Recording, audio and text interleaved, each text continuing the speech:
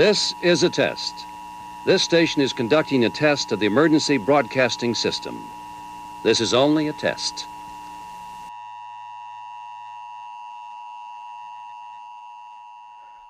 Oh, what's good, Internet? We are live. Dirty Rectangles Online. What's up? It's August.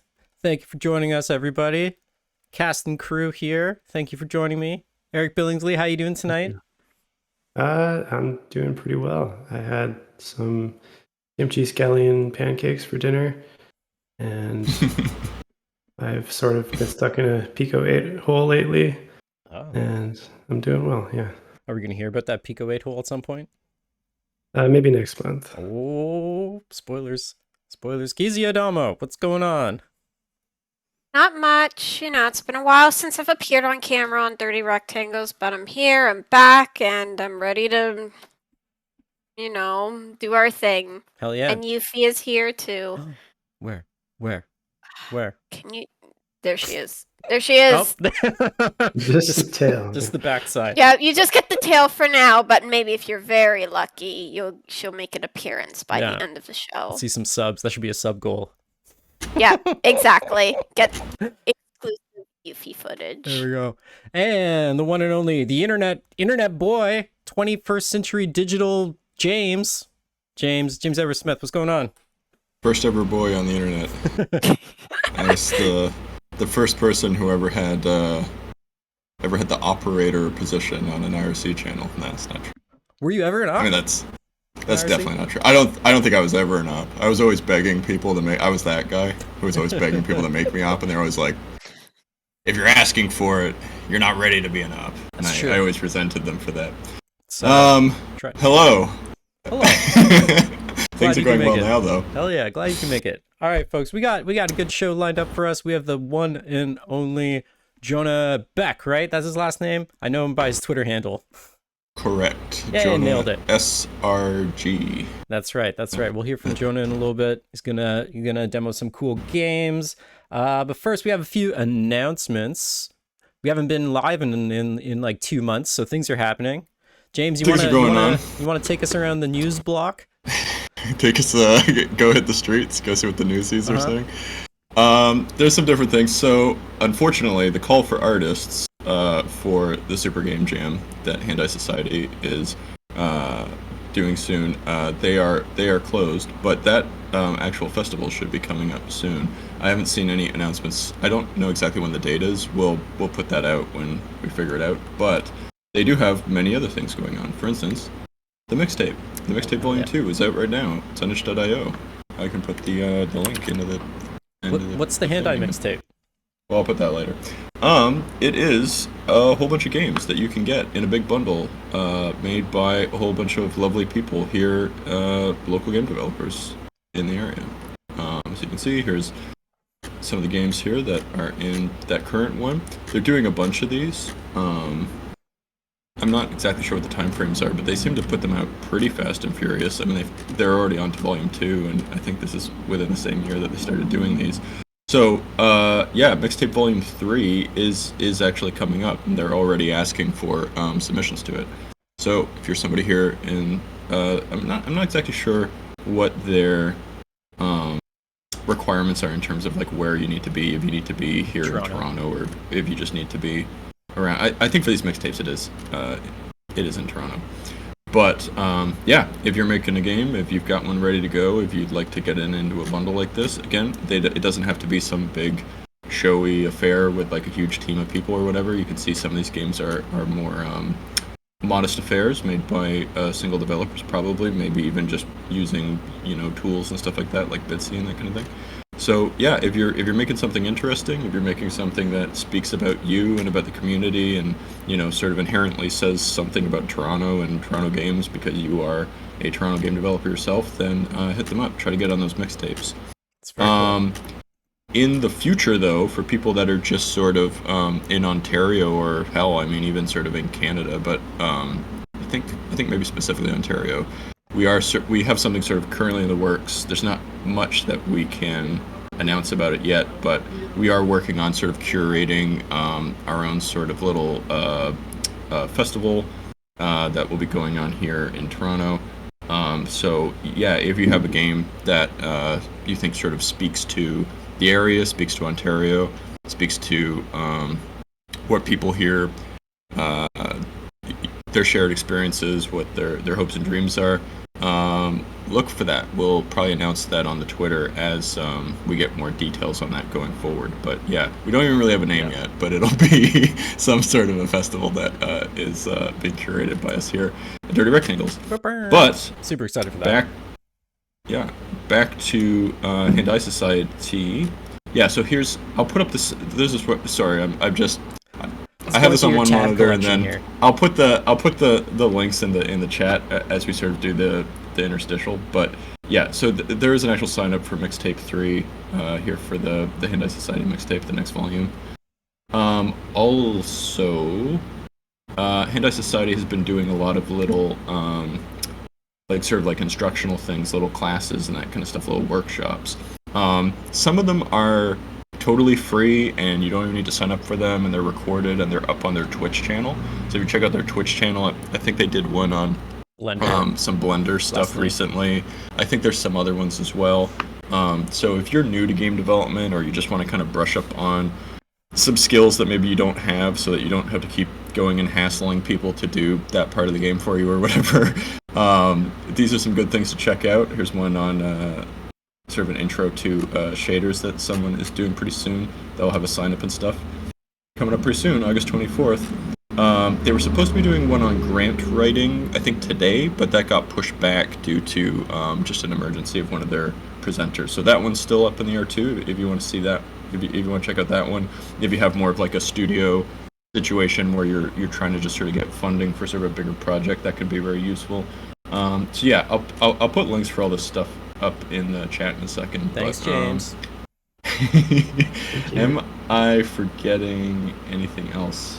I think that was it. It's the Hand-Eye News Hour is what's going on. They've been killing it lately with a lot of cool stuff. So, well, we had our One Dirty Rectangles news item, but it was not very full. That an important one. Stay tuned. Stay tuned for more cool things.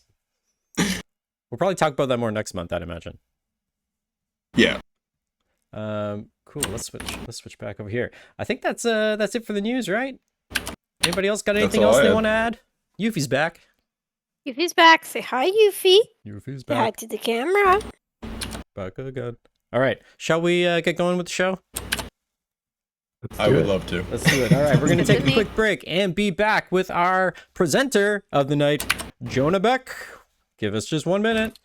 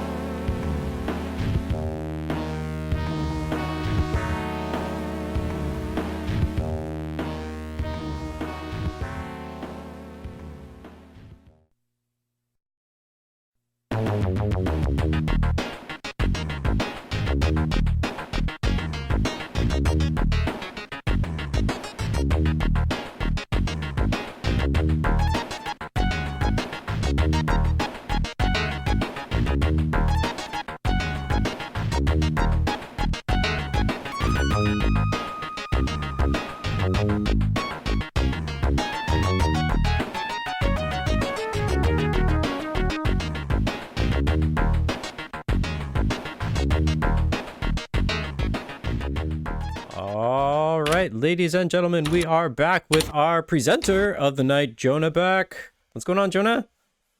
Hello. Thanks for having me, Rectangles. Hell yeah, thanks for coming on the I'm show. ready. You're ready, I'm eh? ready. Hi, go ahead. I'm not talking the dirtiest rectangles. I'm talking chromatic aberration. I'm talking subpixel animation. I am talking copious amounts of dithering. I want the dirtiest rectangles possible. Oh my Through a goodness. CRT, nothing else. Well, we were gonna softball you, but I can switch over to my hostile interviewer questions instead if you prefer. We could do a real Frost Nixon thing. Yes, hello, Jonah. I'm here. I'm yours.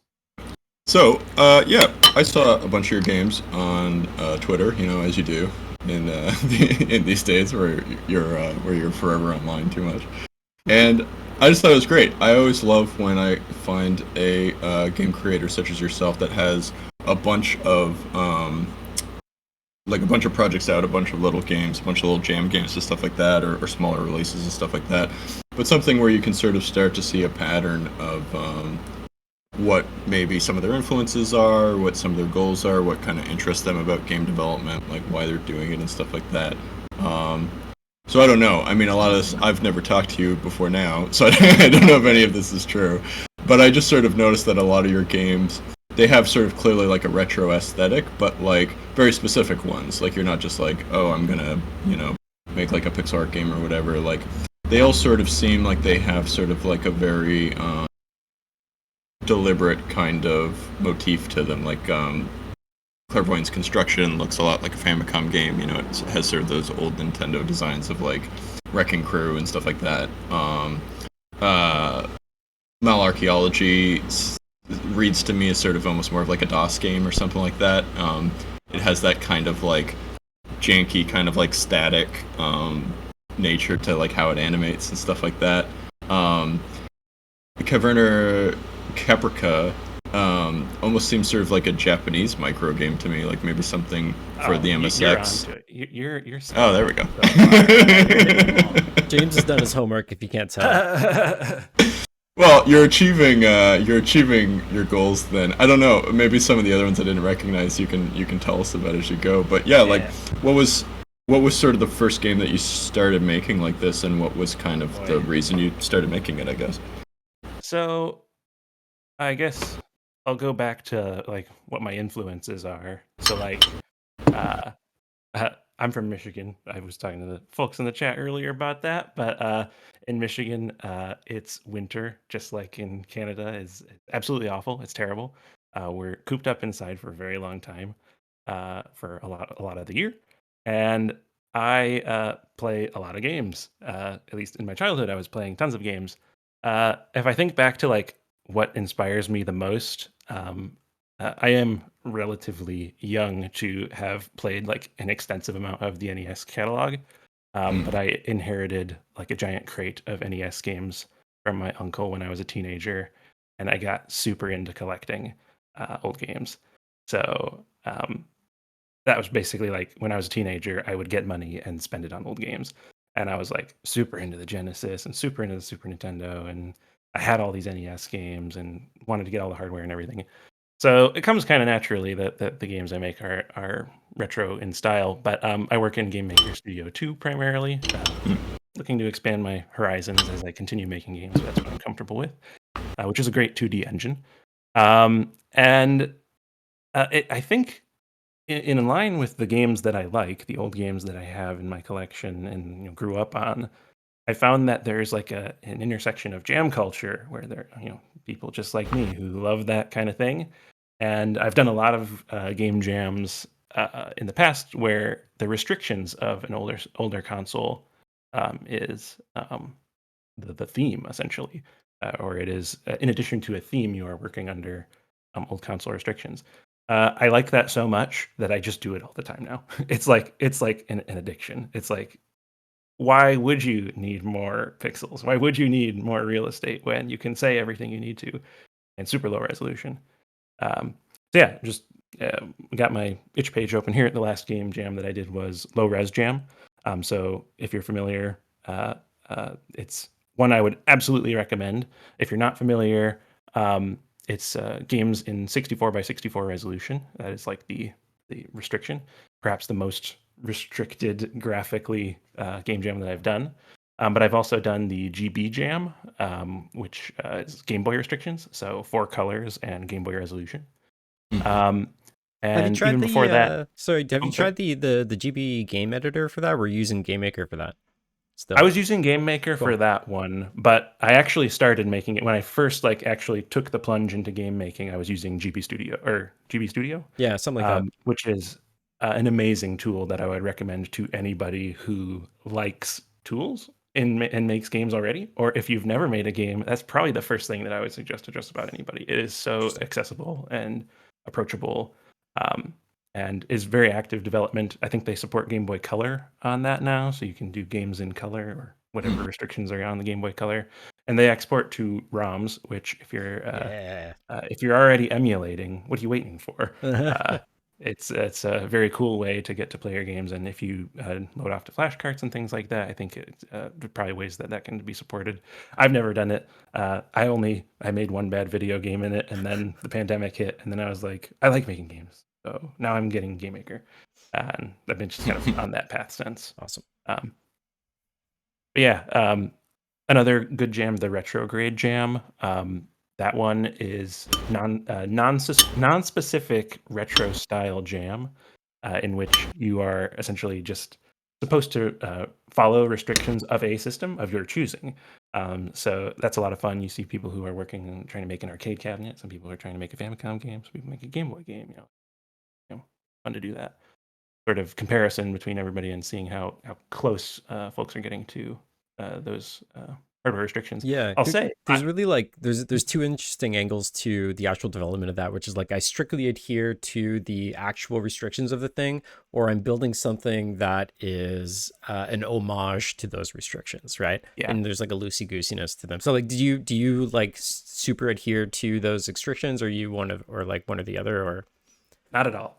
So I feel like I get the most out of evoking it and then subverting it, or evoking it for as long as a game jam allows me with the limited time that I have, and then I need another color, and I'm making a sprite at the last second. I'm just going to use another color. To varying degrees of success, I think. No, and I think if you are used to playing those games, like for me, it was the NES. That was kind of my thing, and just starting to make games in that style, using that color palette and using that resolution. It's inspiring to fiddle around with UI, and sort of the things that aren't fun about making games become a lot more fun when you have to play that little shell game of, all right, where do I put this? How does this look on screen? My games are all like super simple. So I really don't do much of that. But I am a very bad programmer, and everything is a problem. So when I'm able to put it in perspective, like I only have 128 pixels, or I only have 64 pixels, like here's how I'm going to deal with that. the restrictions give you like an interesting starting place, and a lot of times too, when you don't know where to go or how do I start tackling these things, it's like, well, here's where I'm at. So where do I go from there? Yeah. And I think too, themes for game jams are intimidating. At least when I am preparing for a game jam, I'm thinking, oh my gosh, I just hope I like the theme. I think this is the Ludum Dare thing, right? Because you're doing the theme voting if you're into that, if you follow it along up to the lead up of it, and you're like, oh, all these themes are terrible. And it's like, I'm not going to be able to make a game for any of these. It's very easy to feel overwhelmed by them. I think it might have something to do with like seeing them all on one page and then voting on them and then seeing which ones make it to the next rounds. Whereas the restrictions of a console, the thing is, folks might critique it in the jam comments, but at the end of the day, like if you're using that to, make that minimum viable product happen, make that prototype happen, then you're running faster than someone who's working with 5 times as many pixels, I guess. Yeah. I think or trying to sprite something like that. Like animation is a big part of my games too. I'm not a good animator. I would never say that, but I like to make cute little games. The tweet that went around where it was like, Hades is just a game about a cute little guy running around. I was like, have you seen all these games that I make? Just basically what I'm trying to do. At least not all of them, but a lot of them. So yeah, I think with the platform constraints, it's nice because it's easier to get stuff to fit. Like when you're doing like a very specific theme for a game jam, I feel like it kind of can give people anxiety because you sort of have this like fear of failure of like I'm not going to be able to come up with something that goes with this theme that's actually good. You know what I mean? Even though you totally could, right? If you just tried, maybe you would have a great game, right? But it sort of introduces this big question mark of like, like fraud alert. You know what I mean? Like people are worried they're not going to be able to figure out something. Whereas like if you're just saying like, oh, I'm going to make a Game Boy game, that a lot of things will fit there. You know what I mean? So you feel like you've got like you're not so hemmed in. You know, like you're not sort of backed into so much of a corner. It's just sort of like a fun limitation that is very like flexible. And as you say, like if you're not specifically making something in say GB Studio that is Game Boy Stealth or whatever, like say you're doing something like one of your other games here, you can kind of like adhere to the limitations or drop them sort of at your own whim, right? Yeah. So it's like it's just like any other game design thing, you know. Like if you're like, oh, my game's gonna be turn-based, that's just like a limitation that you chose, right? If it's not working out, you can always be like, maybe some of it needs to be real time. It's the same with like, doing like these platform limitations. You have a lot more freedom to kind of adjust if you need to. So it feels a lot safer, you know, to sort of go on these endeavors. Yeah, and it's one of those things where it's never been well, depending on if you're doing it for a jam or doing it for yourself. You know, realistically, it's never a hard rule. Like it's if you put transparency in your NES style game or your Game Boy style game, like maybe I won't even notice. Like, and I keep a Game Boy by my desk at all times. Like I have a stack of cards right there all the time. I might not notice. Like if you put transparency in that thing, I'm gonna roast you. I'm gonna roast you in the comments. The thing is, if I did notice, the thing is, if I did notice, I would probably just be like, "I see you," and then move along because I'm just playing a game, right? Yeah. And you know, I think it's just it's one of those things where depending on your preferences too with game jams, it might feel like things are getting too samey. The last GMTK game jam with the theme of roll of the dice was like I saw some opinions about that on Twitter where people are like, I don't want to play 100 different dice games, which is totally fair. But when you say 100 different Game Boy games, somebody like me, I perk my ears up. I'm like, yes, I do want to play 100 different Game Boy games. So thinking about that too, I love jamming as community building. And you mentioned GB Studio. They have a great community. The GB Jam does too. And that's actually coming up, I think, September. Middle of September. So that's the 10th GB Jam. I only did it the first time on GB Jam 9, but I had a lot of fun. Also, I've noticed with these jams with sort of retro restrictions, I haven't done one that's 48 hours. I think folks who are running them didn't generally want to run them on longer time frames. Yeah. A little bit more approachable. And that's fine by me. I didn't, for the low-res jam game that I just submitted, I didn't even start working on it until the second week because I just didn't have time. And that's really cool. It's really cool that I don't have to, you know, tell my family not to call me like, oh, game jam, don't talk to me. I'm going to be holed up for 48 hours. No, you don't have to. And retro games, I think, if you're working in those limited capacities, they come together quickly. So, fun. Right, so you have Bruce McCullough in that Kids in the Hall sketch where he has to go in the tub. He's a soaker. Anybody remember that? I don't remember that I don't know. Maybe I'm too old. It must be a Canadian thing. It's definitely it's something. It's something where his wife can't bother him. He's busy. Yeah. So I don't know. Do you want to get into some of these games then? Yeah. You take your pick. What was the sort of first one you worked on? Maybe we can just go. Let's go chronologically. I have to look at all of them, but. Unfortunately, I have things hidden on here. I'm one of these weird people that like keeps the last year of jams about active on the page, and then if something's not getting any traffic, I know no one's gonna play it. I just put it away. I actually did start accepting donations on my page. Anyone? Awesome. My birthday just rolled around. If you want to drop a donation, let's get drop some. drop a dollar on literally any game. I'm not doing this for money, but I just thought I'd mention that casually. Token Toss is the earliest game on here, which was from last year's Low Res Jam. So this is actually a year of jams plus my personal game, Clairvoyance Construction Co., which is not released yet, but it's actually done. We can talk about that later, though. So yeah, take your pick on any of the other. What is it? 7. Caverna Caprica was sort of, I think, maybe a good entry point. It's sort of a straightforward game that I think people will get their head around pretty quick. If you want to play along at home, I just tossed Jonah's itch page in the chat. Yeah, I recommend it. I recommend playing along because these are all games you can play for free in your browser. How's my audio on the game? I'm just going to start it so that the background music plays. But if it's weird, let me know. Yeah, Caverna. I was pronouncing it Caverna Capricia, but this is the problem when you name things stupid names.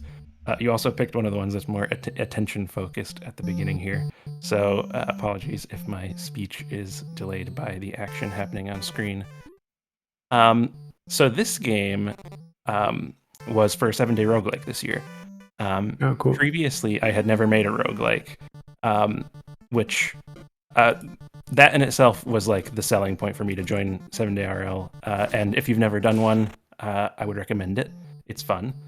It's hard based on the thing you're trying to accomplish in that short amount of time. But yeah, so this was one of those jams where I had an idea in my mind, and it came together based around this combat mechanic. So let me walk around. I'll try and find a battle here for us. So basically, what happens here is that eyeballs. I can't even remember how I justified this weird ass UI. Eyeballs appear on this 6-sided thing, and you click them to hurt the enemy. And the enemy, you may have seen, is on a cooldown there and starts attacking you. They will do damage to you if you don't have the high enough defense. This snake that I was just fighting was not doing any damage to me because I picked up a shield. And then we're going to go around, look for treasure, beat up some baddies, and try to make it to the very end of the cavern, which is very hard to do while I'm focusing on these eyeballs and trying to talk at the same time. But yeah, for as far as retro inspirations go, James, where are you going with it? Because I think you were right on. Yeah, it sort of just seemed almost like a PC-88, or like an MSX game. Just something about like the color choices and just like this brick background and just like all the stuff. Like it just really reminds me of like Dragon Slayer 2 or that kind of stuff, or like Xanadu or something. So yeah, you're right on. So the brick UI comes from it's a Dragon Slayer game. I think it's called Romancia. Yeah, Romancia. So I have never played these games. I want to admit that right now. I am inspired by games just based on how they look. Sometimes they're just so cool looking, and so Romancia, I think we're two peas in a pod. I've never played like the emulators. So like I play emulators all the time, and I have like a flash card and stuff like that. Only of games that I already own, just backups, and the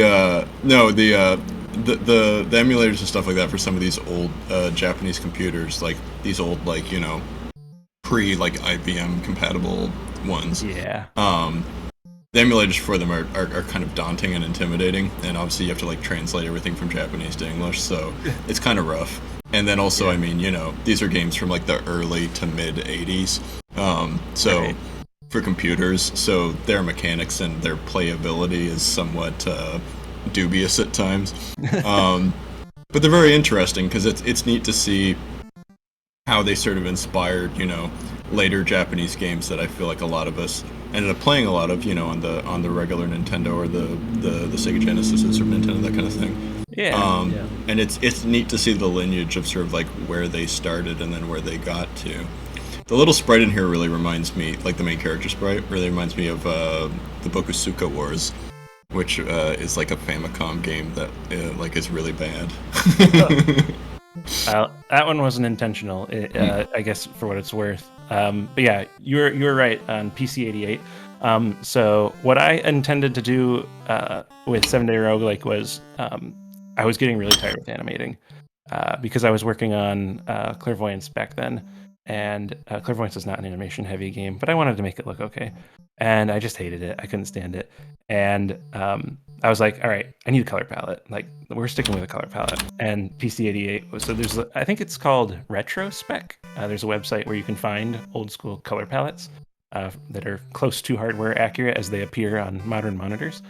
And so I found that one and I was like, ooh, that's a really good one. 8 colors, bright, green, red, and blue, and yellow.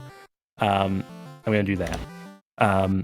So yeah, you were right on there. And yeah, Romancia. I think there's a Famicom version or an NES version of that game that has the brick UI. It's like a RPG platformer, but that's what inspired the background for this one. And then everything else kind of just was me feeling it out and just seeing what stuck when I threw it on the wall. One thing I'm noticing is that I'm getting severe slowdown in browser here. So I'm gonna quickly. Is it okay if I stop my stream quickly to try and run this in a different browser Yeah, or run absolutely. my local version? Yeah, people familiar with the show are probably like a lot of our older sort of posters and stuff like that over the years. A lot of the art for those comes from PC-88 and PC-98 games and stuff like that. Just for a couple of reasons. One is just sort of like I feel like using sprite art from games that people would know, it just seems sort of passe and kind of lame, but you can find a lot of cool sort of like wacky screens and stuff like that from those old Japanese computer games. Also just because they're not and for music. Like... Yeah, and music. But also just because they're not for like a console, they're for more of like a PC. They're not so regulated. You don't need to be like a licensed developer and send a picture of your team wearing Christmas sweaters like Team Meat had to Nintendo when they were releasing Super Meat Boy. It was easier to get in, so you see a lot more kind of like, I don't know, like almost kind of like a punk aesthetic to a lot of the stuff that you get on it. That just seems really interesting to me. Very like sort of like cheeky designs and just like stuff that doesn't mind being silly. And stuff like that. So it's just sort of a cool aesthetic sometimes. Yeah, I'm just going to cut you off quickly to ask how the stream is looking. I should be directly streaming the game now. Oh, it doesn't say you're streaming anything over here yet. Oh. Could you present your application or something?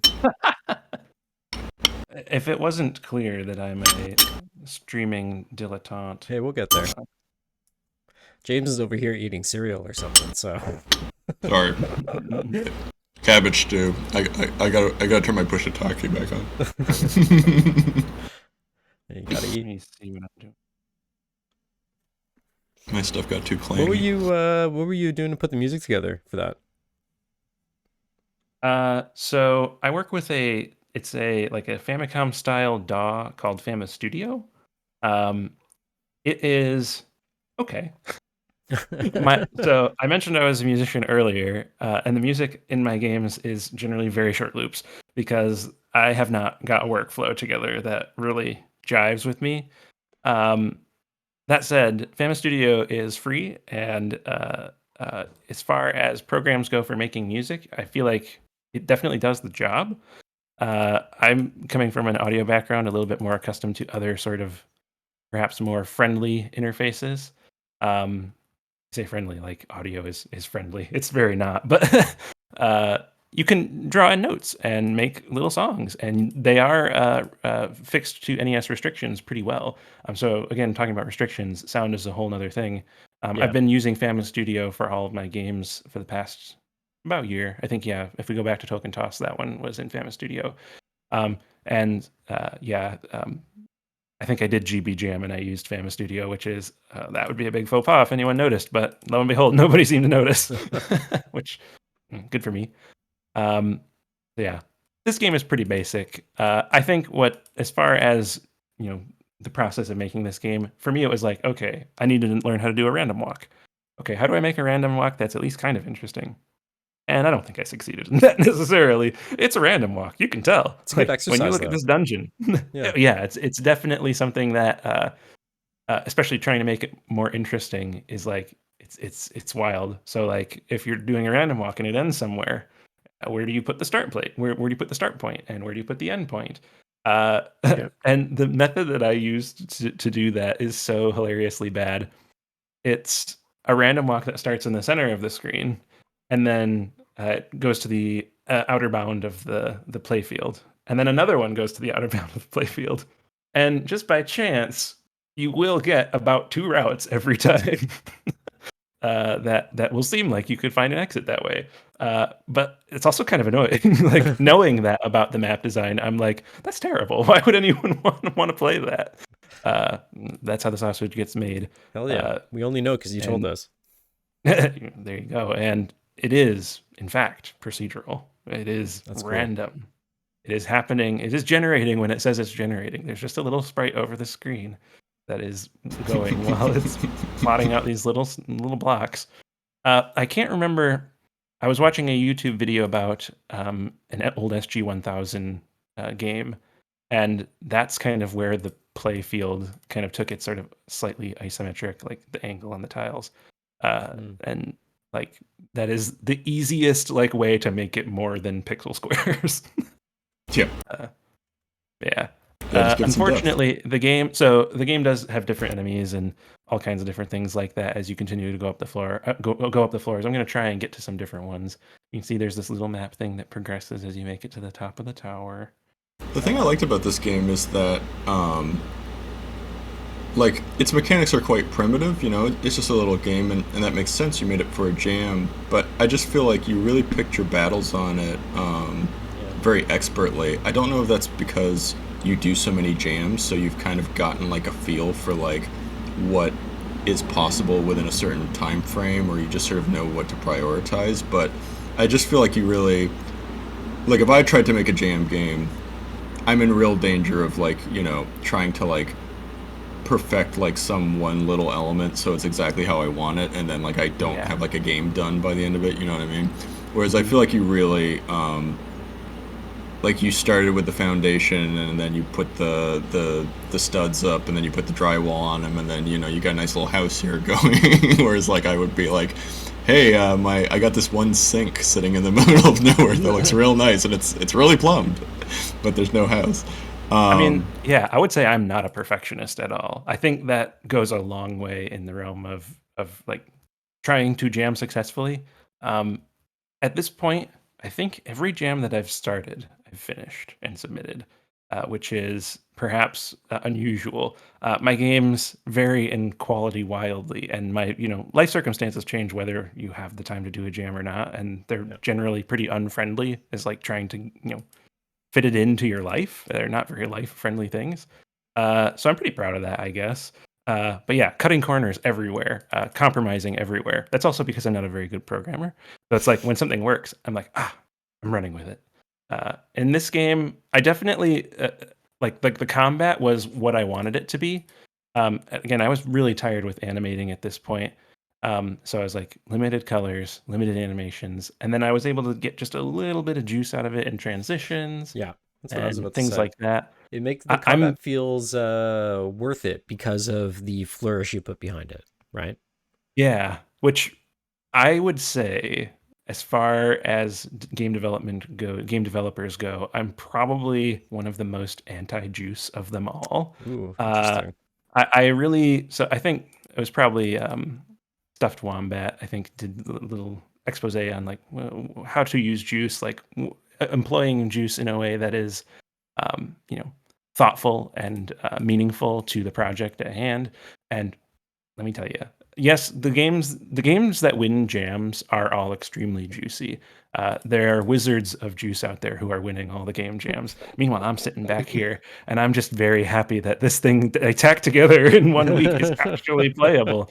It's not playable in browser apparently, so I messed that up. But seemed like it was playing fine. It was getting a little laggy on your end. Yeah, I've noticed something. Maybe it's a me thing, or maybe it's a game maker thing. The HTML exports vary in their ability to run nicely. It's funny. I was reading comments on my low-res jam game, which has an auto battle kind of similar to how the timers are running in this game. And they said that they waited for 15 minutes for this battle to finish. And I felt so bad. At least they waited.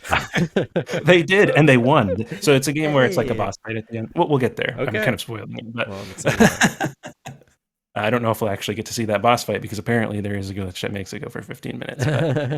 But, yeah, the game progresses like this. So I'm pretty in the realm of stats in this game. Yeah. If I have 6 attack, I'm pretty jacked. Yeah. I'm like, I'm swole right here. I'm just mowing through these enemies. But my defense is very low, and I know because Koza made it. I did a very cheap thing where I put very difficult enemies on the last 2 floors, and I am just getting to that point. You may have noticed these scrolls that have come by. Some of them are a little bit less legible than others, so I just picked up the black scroll totally on accident. This is the only one that hurts you, so now I'm almost certainly going to die. I'll play through this run to the end if it's not too boring for the viewers. No, absolutely. Just to see what happens. I'm almost certainly going to die if I don't get shields on this floor.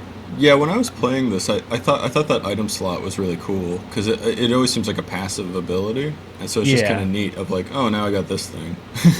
So this is, I feel like, so 7-day roguelike. Oh goodness, I'm just now noticing that the cursor passes underneath that. Oh my goodness, it passes underneath the sprite. You said you're not a perfectionist. I said I was not I am true to my word. This is not how it would be on the actual PC-88 because the mouse cursor was stored in its own registry, right. and so it would always be on top. Oh, see, that's the thing too. This one was for 7-day roguelike, so don't hold me too accountable for any of the weirdness that happens. Also, I really am now realizing that this red color is awful. I thought it was cool. It was like as the levels were getting harder, it was getting more hellish. I guess that's what I was going for at the time, and I only had 8 colors, so I did what I could. I also like your little sprites for the enemies. They remind me of what is their name? I don't know if people have seen this person on Twitter. I really wish I could remember the damn name. But they make a lot of these sort of like black background, white and like 2 other color kind of sprites that have. Is it Loot Bandit? No, the Loot Bandit's great. Okay. Shout out to Loot Bandit. Look up Loot Bandit on Twitter, everybody. Yeah. Wonderful artist. No, it was somebody else. They always tend to have like cyan and magenta kind of sprites in their games, and it's a lot of like they made a little fighting game with a guy in a pot that like throws a javelin or something. I can't remember their damn name. Their stuff always looks incredible. This is at Super Blizzard. Yes. Chloe. They made that little frog. Chloe, that's their name. I was trying to remember. They made that little frog game where you can like charge up your jump or whatever. Yeah. I don't know if they ever release anything, but they definitely make a lot of cool stuff that they have in the works, like seemingly forever. I can attest. The itch page is called Ouch for at Super Blizzard. Unlucky Chloe, like OWCH. They make games under those names, which is probably why it's hard to remember. There are 3. I know because I adore these games. I highly recommend Palace of Woe. Is an extremely good game. One that I only needed to play once to know that's an all-timer. I'm probably going to play it once every year. Throwing their stuff up in the chat. Definitely an inspiration for me. As you can see, I perished on like the 7th or 8th floor. So game devs are bad at games. Just it was a good try. It was that black scroll that did you in. It is. Had I not picked that up, I may have made it at least 1 floor further. So I can switch off to something else here. Sure. Here. For the next one, you should try, if you don't mind, presenting the application when it launches. Yeah, this one through Game Maker and then present it as an application, because then we'll get the sound with it. Oh, there was no sound? Okay, that's okay. You guys got a little bit of it in the browser. Yeah. I want you to know that I did not allow this game to go full screen. I didn't think anyone would download this game, so I didn't even give it the option to do that. This is from the folder on my desk. I'll pull up my page here just to show the games again in the background. Apologies, because I'm trying to do this in Edge, which doesn't have any of my information saved, so I'm manually searching for myself. Conceded. Hold on. So how many hidden games do you have on your itch? Games that you pulled off that are still up there or whatever? I'm not sure. Unfortunately, just use it as like a code repository, basically. Well, these were all jam games, so they were all public at some point, and they did get rated in jams. Yeah, I like the competitive aspect of jamming, perhaps maybe more than other people, just because it's a good motivator. In addition to just motivating yourself to get a game done in a short amount of time, it's like, okay, can I make a good game? I would say I don't have a manifesto. I don't have an ethos. I think my bios just say I make games sometimes. But if I had to put it into words, I wrote this down on a piece of paper before here, so I could just be like, pull it out totally naturally. And I am doing the opposite of that right now. But it would be I'm on the noble quest to make a good computer game so nobody else has to. Oh, I I like think that. I think that speaks volumes to uh, not being a perfectionist, not taking myself seriously, Yeah. enjoying the community part of the jam and trying to, just have fun with it. Yeah, I love that. Just- As our group has had like sort of a running inside joke for forever where one of us would come up with a game idea and then someone would be like, that already exists. And we would like, well, good. Don't have to make that Don't now. have to do that. Yeah, this is one of the terrible things about being an idea person is that you have to have the time and the resources, and when somebody else has done it, those time and resources have already been expended. Yeah. It's done. I also just on that note, I have this idea in my head about what the computer game ethos is, because not to get too semantic about it, but like all the games I make are playable on computers, only Right. playable on computers so far. I would like to ship eventually something more than that, but for now they are all computer games. But just the idea of calling them computer games is like semantically me trying to like diffuse and to light someone's brain up to someone who is playing games in out of a crate of NES games in their basement, and their parents called them computer games or something like that. It's a little stodgy. It's a little out of touch. I think my games are for at least a little bit trying to go with retro aesthetics, but also some more modern sensibilities mixed in with it. And I think I'm going to call them computer games forever, and that way you don't have to have the video games no space video games with space discourse, which is perhaps the stupidest video game discourse there is. If it could even be called discourse, to call it discourse is probably an insult to actual discourse. All right, sorry, I've been rambling now. Let's I play just always called them vidges. Vidges. Yeah. All right, what's next? Which one are we checking out, Herb? Y'all pick. Uh, I'm here for it. Malarchaeology is interesting. I'd like to see that. Yes, do you want to try see... presenting this one as a application? Yeah, I'll see if I can this one to appear correctly.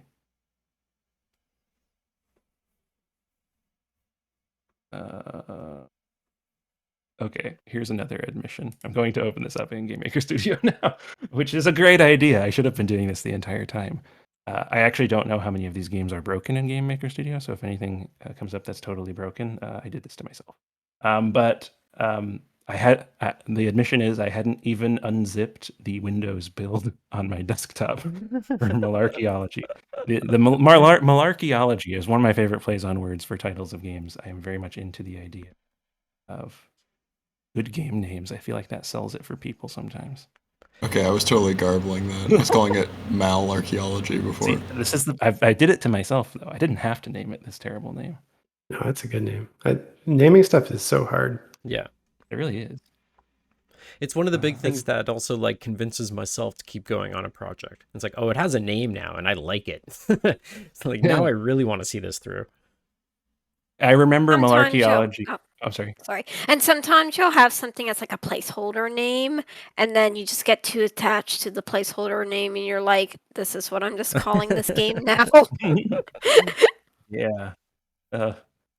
I think Malarchaeology came to me while I was walking in the woods one day. I was probably taking a break from working on the game or thinking about what game I wanted to make. And then I was like, I gotta go home. I gotta write that down. That's amazing. I'm one of those people who's just like, I'm the idea. Who's the author that had typewriters all over their house so that they could just sit at the typewriter and be like, that's a good idea. I'm probably that guy. Sounds like a good idea. What I always wanted to do is have XLR jacks everywhere in my house, like you have electrical jacks or something like that. So you could always plug into like a mixer somewhere in your basement and just record. So, all right, can I go down a music nerd rabbit Let's do hole? it. Is that going to be okay? So, this is a very Michigan thing. Are you folks familiar with the band Wolfpack? Yes, absolutely. Okay, great. So then you're probably also familiar with their guitarist named Corey Wong. Sure. He recorded a song with the band called Chromeo, which is a band I had never heard of before. Yeah. And They basically have that, but it's synths instead of typewriters or recording mechanisms. Yeah, which I found wherever really you impressive. wherever you need one, there's a synth. Yeah. That sounds great. All right. It took me this long. I am now going to change. Oh, hold on. So you want to I'm gonna change Windows. stop streaming. Oh, sorry. Yeah, so go to stop streaming to make sure it's a application. And then when you click on stream in the little drop down, there'll be like stream screen or stream application. Yeah. So you choose application. We're all learning here. Yeah, unfortunately, I'm learning way too much. Handai should sign me up to do a course on using OBS and Discord. That's strange. Going up. I am running it out of GameMaker. Let me try once more. Yeah, I think maybe if you like launch it first, it'll be a separate window other than GameMaker. Sometimes it'd be like a separate tab you can choose. What I did. I think I can get it to work if I just do the screen. Keeps on going. Just don't mind if you see GameMaker running in the background. I would love seeing how the sausage gets made. It's the important bits. You really don't want to. My eyes. I'm admitting everything now. Oh no, it seems like limited hangout. Okay. How about now? Oh, let's see. Where's my mouse? It looks like I'm actually streaming now. Yeah, hell yeah, look at this. It's all professional and shit. Okay. All right. Yeah, see, this is the problem when you make browser games too. It's like I just want I just need to send the link. Like that's as far as and if it doesn't work when you hit play on the link, like sorry. That's on you. Maybe you should have downloaded it. All right. I didn't tell you to download Opera. So I want to admit this too. This is this is like confessional. I downloaded the Discord desktop app today because I only used it on my phone before. Wow, you did that for us. So, thank you.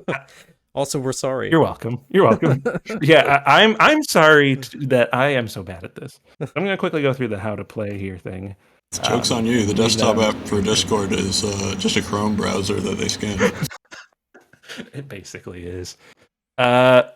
This game is a little bit more of a thinker, I guess. It's a turn-based, real-time sort of hybrid kind of game.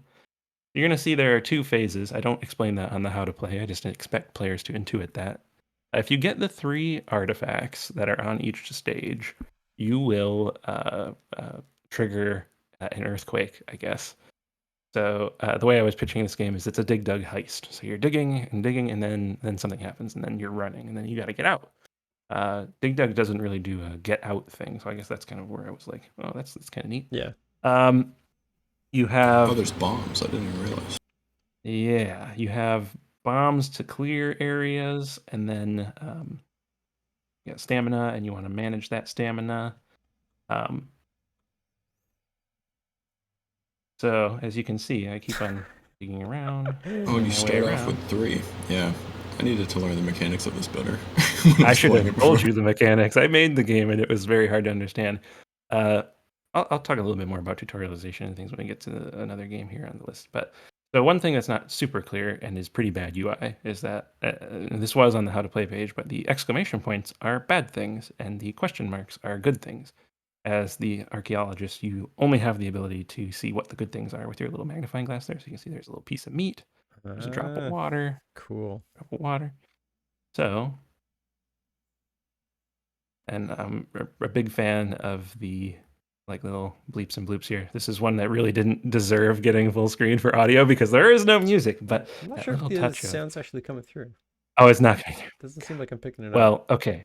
I'm not going to emote with my voice because I am not a good singer, but believe me that every time you clear a piece of the ground, that one chord tone of either a C major 7 or G major 7 plays is very nice. That's cool. I want to hear it. I know.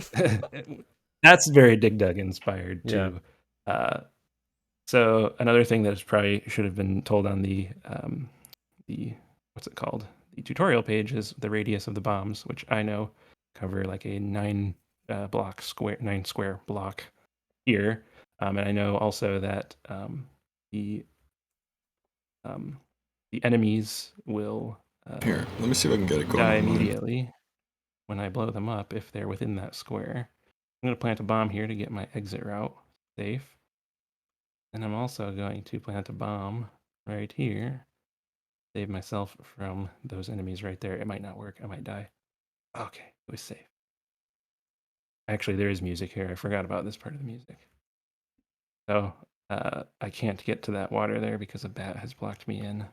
And it's not super clear here, but the bats and the snakes, which is what they're supposed to be, have different little patterns. Onwards.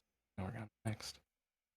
And so your stamina bar is persistent, and I'm running very low because I accidentally blew up a piece of meat. I see this piece of meat right here. This is also not explained. Again, this is kind of going based on roguelike stuff. So like in Caverna Capricia, the spells don't have any explanation to what they do. So you're supposed to intuit that. And it's not very obvious. I didn't do a very good job of signposting it, but it's there, kind of. And then in this game, the meat is a full heal and the water is a partial heal. I blow up the only enemies on here with my bomb reserve. And last one, I'm gonna run away. And if I get this piece of meat, I should go back to full health. Yeah. Oh, the bombs go off when you activate. Yeah, when you have to do the escape. There's layers to this. You also cannot use bombs while you're in the escape sequence. If you switch over to mine, Derek, do you have sound on them when I move around? Let's finish this run and then we'll switch over to you. Okay. Yeah. Huge apologies here for various technical errors. I'm a noob. Oh, it's all good. I don't know what. Well, I have no guarantee mine will send sound either. I'm just taking a shot at it. Don't gas it up too much. Were you able to get sound in browser? Because the browser issue only happens on some of the games. Yeah, we were getting it before. Safe, I think. Yeah. Okay, I'll give that a try again for the next one. Sure. Or actually, I can probably do another run of this one real quick. Out of bombs now, but I think I'm safe. There were some bombs there on the other track, but I was able to get out. I got about half stamina. You see on the bottom there, I'm on stage 3 now. What are you gonna do? I have no bombs. So if I am unable to escape, we're done. I like how the ground changes color. That's very Dig Dug. Yeah. I'm trying to remember now because we were talking about colors. I don't know what I did for colors in this game. I like them though. Yeah. It's pleasant. Oh. I was not paying attention to my stamina meter. This was perhaps the best part about jams is getting feedback on designs. You know, it's really helpful. The feedback that I got was people were so mad that you died if you worked yourself to death. Interesting. And part of me wanted to be like, that's the mechanic. My inner ego was like, that's the mechanic. You gotta be watching. You gotta be watching, bud. But no, it sucks. It just happened to me, and I hated it. This is why you also have to play test your games.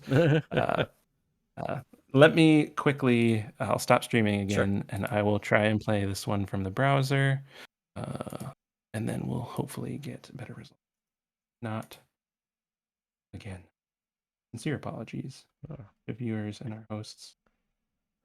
When it comes down to it, James will just start making up the sounds as we go, if we have to. Yeah, you know, that works for me. A little bit of improvisation. I guess the music, because let's see if I can get it running here and you can hear that little procedural bloop.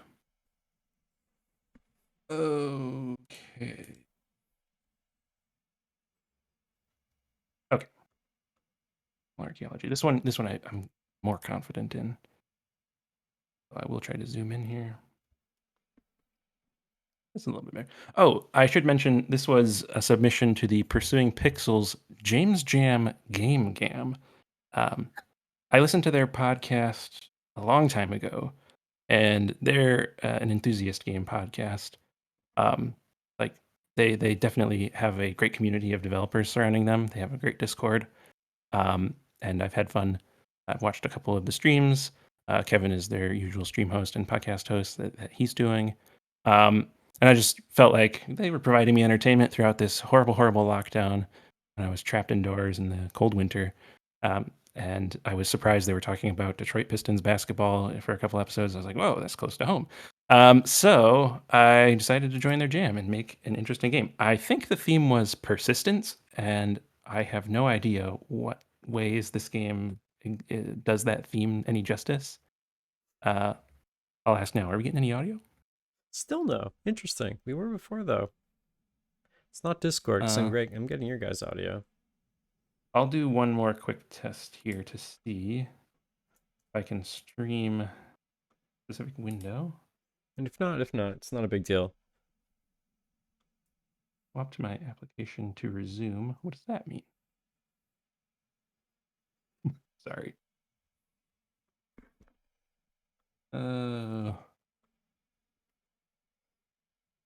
Discord asking me to rate how that stream went.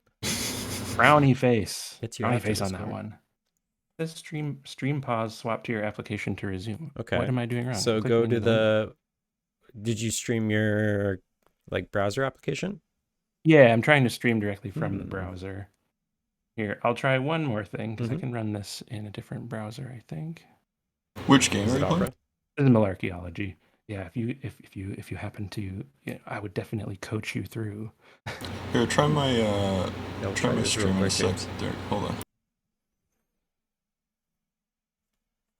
I swear it's not my laptop. It's doing fine this time. Okay. Oh, there's sound. Wonderful. We're back. Okay, you coach James through. I'm going to be right back. That pleasant 7 core. Yeah, so use your bombs next to exclamation points. Try to dig sparingly, and then kind of just see where you're going. I would say the meat item is the one you definitely want to prioritize out of all of them. Secondarily, bombs, and then lastly, the water. Really only go for the water if it's like a clear way on your exit. I guess this game's also procedural too. Oh, you got a little window here. Yeah, nice. You got half energy, so you're doing swell. Yeah, color palettes, retro styling. There's that one little detail there where he's jumping onto the helicopter, and when he's on, I say, it's my avatar guy. His debut game. Little avatar guy from Twitter. His outline is like a black background. It's like his sprite is overlaid over the background, and you see it when he's jumping onto the helicopter too. It's one of those things that's like, it looks like an old game, but it's not behaving the way an old game is actually supposed to behave, so it's kind of fun. Oh, see, terrible design right here. There was an enemy right there by the last artifact. That's life. That is life. And sometimes you'll get an easy path, or so we thought. Good call there. Great call there. Nice. Got the meat.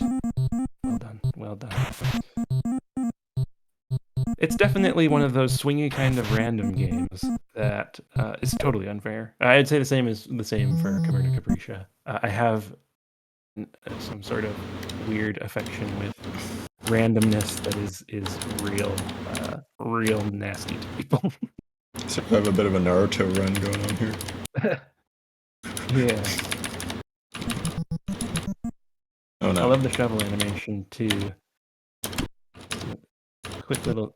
I've been trying to do a lot with a little with animation, just because I feel like you could spend all day doing characters. Like, characters are so fun in games. Like, that could be a whole person's job at a studio, is to do character animation. That I'm not a perfectionist. I sometimes will just jot it down, and then it stays throughout the entire life of the jam. But I do like, just trying to make it endearing in that way, like, clear visual animation of like what you're doing. A little character. See, why did I do that? Why is that possible? That's so fine. mean. I just had to learn to, like when I'm on the last square, I can't just walk into the treasure because I might be stepping off the square that has an exclamation mark on it, and then that guy, if he is moving in the direction of my tunnel, he's going to kill me right away. That was the problem I ran into last time. Terrible The game. problem is if he goes down, he's going to kill me even though I have space. So I guess I have to bomb him. Yeah, there we go. You got a chance. Oh no. Oh, well, whatever, I've got this one. Well, Although now I'm totally out of bombs. Totally out of bombs. Probably, Living on a prayer. This is going to be tough. You might be able to make it. There, I'm going to run for it. I actually updated the game after the jam to make the hitbox in that little escape sequence better, because I think before it was way too tight in those little corridors. You were able to navigate smoothly around it. That's where I'm like, good tweaking. Good job. Do we want to maybe check out clairvoyance or something, and then call it Well, day maybe? we can give it a shot. As far as my stream quality goes, Oh right, because that one's not free. it's gonna be I rough. But forgot. I do have it available as an executable, so it's like I can run it for sure. The question is, will you get audio? I'm totally comfortable doing a little preview for it. Give it a shot. Fun.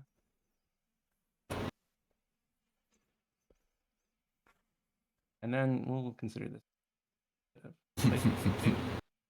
because it Tramper was saying they like the title screen for Malarkology. Malarchaeology. You're never gonna say that right now. I'm never gonna say it right ever. Damn it. All right. If only I knew how to read, Derek. Oh, the doors that would open for me. The only thing you can read is the Hand-Eye website. Sure. Okay, it says my stream is still running. I'm going to quickly hit the start button to see if we get audio, and it should be here immediately. Yep. Ah, wonderful. Yep. All right, so I'll give a little preamble here while we're getting into this. The pitch for Clairvoyance Construction Company is that it is a corporate horror puzzle game. So I'll try to say as little as needed to get that across, but we're punching in. Oh wait, so we're only seeing your File Explorer window right now. Oh, no! I must have clicked out. How about now? Yes, no? No. We heard the game though. Is it on a different desktop? We see the folder for the game. I know. That's the sad part is it's open. Why is this being so annoying? But we almost had the sound. We're there. We're gonna get there. We're gonna get there. All right, let's try one more. You probably not see the game. Oh, we see the game. We don't hear anything yet though. So here's a little bit of world building here. We're gonna skip past it, but hope you enjoyed your PTO. I don't know if any of you have gotten that before on the job. That's a fun one. We have some tunes going now. Oh, we don't. Yes, no? No. We don't hear it. Another frowny face Discord. I know, right? So many damn votes. If not, we'll just check it out anyway because it looks rad as hell. Yeah, I of course appreciate that. I suppose if I can stream anything, I would choose to stream or show the itch page where you can find it actually. If I can't show the game, unfortunately, I don't have a build that's readily accessible without downloading game itself. But let me quickly pull that up and I can give my little spiel about it. As I'm getting there, I mentioned corporate horror puzzle game.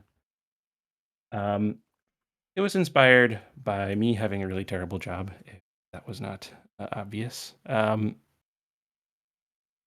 As far as game inspirations go, it's NES resolution, so definitely within that wheelhouse. I think James was picking up on the Wrecking Crew vibes from the game. That was definitely a huge inspiration. And as far as like the actual content of the game, it's sort of a block game, right? It's you got buttons that are changing colors on the sort of puzzle layouts that are going to change the properties of the level. Usually it's floor blocks / wall blocks. They're also going to be enemies, and you can see some sort of from this GIF here how that's kind of looking. If I show the trailer, it's horrible low resolution. Are you able to hear the trailer for that matter? No, but we can Yeah, see it that's for all now. right. This playthrough, yeah. Yeah. So it's a puzzle game. You might notice the interactions with the boss character are generally pointed and sort of aggravating or aggressive. The levels all have thematic titles to them. So, like if I'm just watching through this GIF, you might see colleagues or hierarchy or caffeinated or various other sort of desk job buzzwords that are supposed to sort of lend themselves to the mechanics that are being used within the level based on button pushing. And button pushing is very commonly decried as being a very boring bad job. I wonder if anyone has any experience with that. I know I do. So, with that though, you might be asking, and I mentioned that this game was done earlier on the stream. So why can't I play it yet? Well, I just wanted to take a quick moment to show my sort of local group that I'm a part of that you might want to stay tuned to if you want to hear more about this game. Locally Sourced is run by Mike. They are doing incredible work getting Michigan game devs together from up and down the state.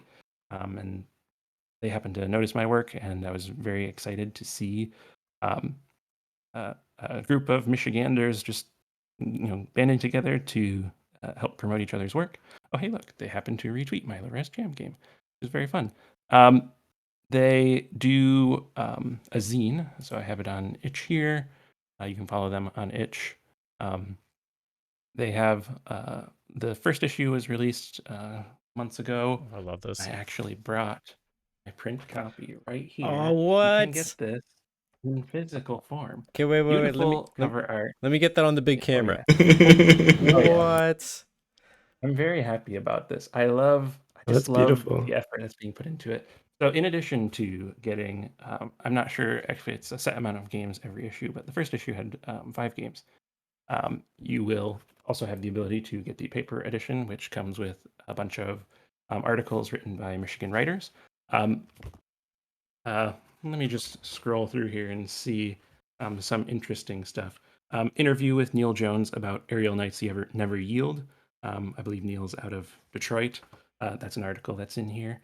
Played that game if you think that's interesting. If you like supporting local Michigan local, we're basically Canadian. I feel like we're close enough that we are basically local.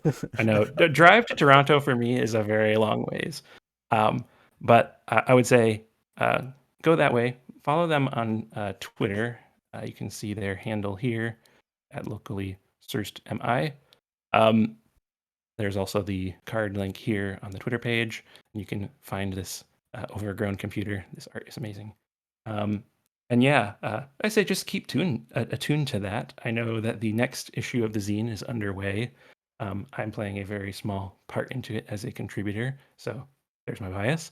And it's great.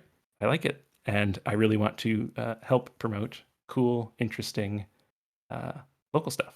Hell yeah. And this is what I'm here to do. And maybe if the idea of a corporate horror puzzle game sounds intriguing, and you might want to download an executable for that, I would just say, keep your ear on the wall at Locally Sourced. That's all I'm gonna say. I love that. I dropped a link in the Twitter, or in the chat Thank of you. their Twitter, so everyone jump in there and follow them along with Jonah here. I've had your Twitter up on the screen for a while. Hope you don't mind.